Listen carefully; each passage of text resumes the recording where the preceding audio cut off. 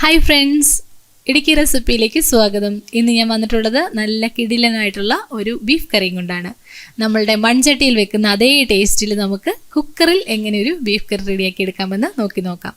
നല്ല ടേസ്റ്റാണ്. സ്പെഷ്യലായിട്ടൊരു മസാല ചേർത്താണ് ഞാനിത് റെഡിയാക്കിയിരിക്കുന്നത്. എല്ലാവരും ട്രൈ ചെയ്ത് നോക്കുക. ഇഷ്ടപ്പെട്ടാൽ ലൈക്ക് ചെയ്യാനും സബ്സ്ക്രൈബ് ചെയ്യാനും മറക്കരുത് കേട്ടോ. അതുപോലെ തന്നെ മറ്റുള്ളവർക്കായിട്ട് ഷെയർ ചെയ്യാനും മറക്കരുത്. അപ്പം നമുക്ക് റെസിപ്പിയിലേക്ക് പോയാലോ.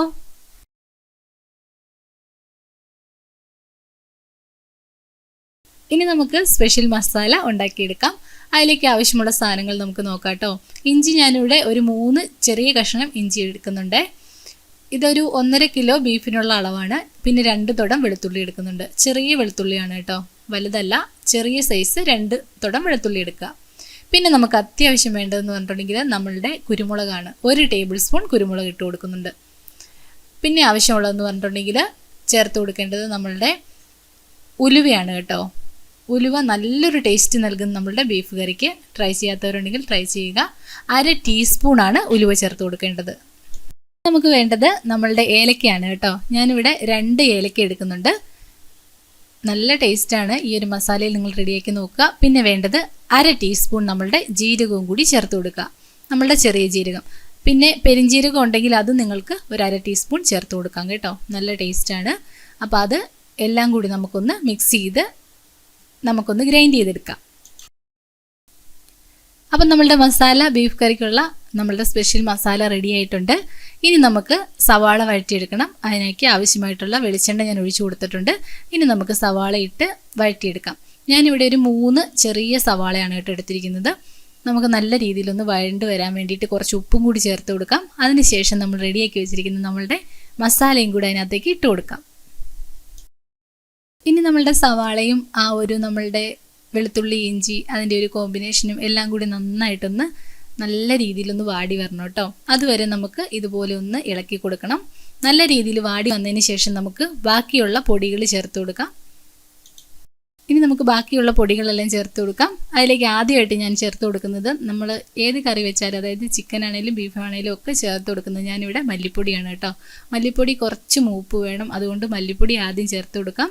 ഫ്ലെയിം ഓഫ് ചെയ്തിട്ട് വേണം കേട്ടോ ചെയ്ത് കൊടുക്കാനായിട്ട്. കാരണം ഇരുമ്പിൻ്റെ ചട്ടിയാണ്, നല്ല ചൂടാണ്. അപ്പോൾ ആ ഒരു ചൂട് മാത്രം മതി നമ്മളുടെ മസാല ഒന്ന് റെഡിയായി വരാനായിട്ട്. അപ്പം ഞാനിവിടെ 3 ടേബിൾ സ്പൂൺ മല്ലിപ്പൊടി ഇട്ട് കൊടുക്കുന്നുണ്ട്. ഇനി ആ മല്ലിപ്പൊടി അതിൻ്റെ ആ ഒരു പച്ചമണം മാറുന്നിടം വരെ നമുക്ക് ഇതുപോലെ ഒന്ന് ഇളക്കി കൊടുക്കാം. അതിനുശേഷം നമുക്ക് ബാക്കിയുള്ള പൊടികളെല്ലാം ചേർത്ത് കൊടുക്കാം. ഇനി ഞാൻ ചേർത്ത് കൊടുക്കാൻ പോകുന്നത് മുളക് പൊടിയാണ്. മുളക് പൊടിയുടെ അളവ് ഓരോരുത്തരുടെ എരിവിനനുസരിച്ച് കൂട്ടുകയും കുറയ്ക്കുകയൊക്കെ ചെയ്യാം. ഞാനിവിടെ ഒരു ടീസ്പൂണാണ് ചേർത്ത് കൊടുക്കുന്നുള്ളൂ കേട്ടോ. അതുപോലെ കാശ്മീരി ചില്ലിയും 1 ടീസ്പൂൺ ചേർത്ത് കൊടുക്കുന്നുണ്ട്. പിന്നെ നമുക്ക് ചേർത്ത് കൊടുക്കാനുള്ളതെന്ന് പറഞ്ഞിട്ടുണ്ടെങ്കിൽ നമ്മളുടെ മീറ്റ് മസാലയാണ്. ഏത് ബ്രാൻഡിൻ്റെ വേണമെങ്കിലും ഉപയോഗിക്കാം.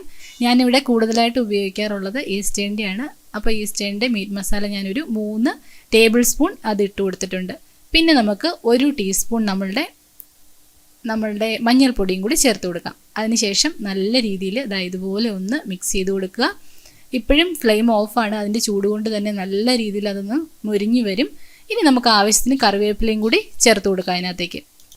അപ്പം നമ്മളുടെ കറിവേപ്പിലയും കൂടി ചേർത്തതിന് ശേഷം നമുക്ക് റെഡിയാക്കി വെച്ചിരിക്കുന്ന, നമ്മൾ കഴുകി വൃത്തിയാക്കി വെച്ചിരിക്കുന്ന നമ്മളുടെ ബീഫിനകത്തേക്ക് ഈ ഒരു അരപ്പങ്ങ് ചേർത്ത് കൊടുക്കാം. നമ്മളുടെ കുക്കറിലാണ്, ഞാൻ പറഞ്ഞല്ലോ, കുക്കറിലാണ് ഞാനിത് റെഡിയാക്കുന്നത്.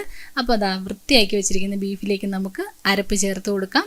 അതിനുശേഷം നിങ്ങൾ പ്രത്യേകമായിട്ട് ശ്രദ്ധിക്കേണ്ട ഒരു കാര്യം എന്ന് പറഞ്ഞാൽ, നമ്മൾ ഇതിനകത്ത് തണുത്ത വെള്ളം ഒഴിക്കരുത്. നമ്മൾ ആ ഒരു വെള്ളം ഒഴിക്കുന്ന കാര്യം ഒന്ന് ശ്രദ്ധിക്കുവാണെങ്കിൽ നമ്മുടെ ബീഫ് കറിയുടെ ടേസ്റ്റ് മാറാതെ തന്നെ നല്ല ടേസ്റ്റിൽ കുക്കറി വെക്കുവാണെങ്കിൽ നമുക്ക് കിട്ടും. അതുകൊണ്ട് ഞാൻ ചെയ്യുന്ന ഒരു ടിപ്പ് പറഞ്ഞുതരാം. ഞാനിവിടെ ആ ഒരു മസാല ചേർത്ത് കൊടുത്തതിന് ശേഷം ആ ഒരു പാത്രത്തിലേക്ക് ഒരു ഗ്ലാസ് വെള്ളം മതി കേട്ടോ. അപ്പം ഞാനിവിടെ 1 ഗ്ലാസ് വെള്ളം ഒഴിച്ച് കൊടുത്തിട്ടുണ്ട്. ഇനി നമുക്ക് ആവശ്യമുള്ള ഉപ്പും കൂടി ആ വെള്ളത്തിലേക്ക് അങ്ങ് ചേർത്ത് കൊടുക്കാം. ഞാനിവിടെ ആവശ്യത്തിന് ഉപ്പ് ചേർത്ത് കൊടുക്കുക കേട്ടോ. 1 ടീസ്പൂൺ ഞാൻ ചേർക്കുന്നുണ്ട്. അത് നമുക്ക് നോക്കിയിട്ട് നമ്മൾ എടുക്കുന്ന ബീഫിനനുസരിച്ച് ചേർത്ത് കൊടുക്കുക. ഇനി അതുപോലെ തന്നെ നല്ല രീതിയിൽ തിളപ്പിച്ചതിന് ശേഷം നമ്മളുടെ ബീഫിനകത്തേക്ക്, ആ കുക്കറിനകത്തേക്ക് ഈ വെള്ളം ഒഴിച്ചു കൊടുത്തതിന് ശേഷം നന്നായിട്ട് വിസിൽ കൊടുക്കുക. ഒരു 3-4 വിസിലൊക്കെ വരെ ഞാൻ കൊടുക്കാറുണ്ട്. അപ്പോൾ ഓരോരുത്തരുടെയും ബീഫിൻ്റെ വേവ് അനുസരിച്ച് വ്യത്യാസപ്പെട്ടിരിക്കും. അത് നിങ്ങൾ നോക്കി അഡ്ജസ്റ്റ് ചെയ്തെടുക്കുക.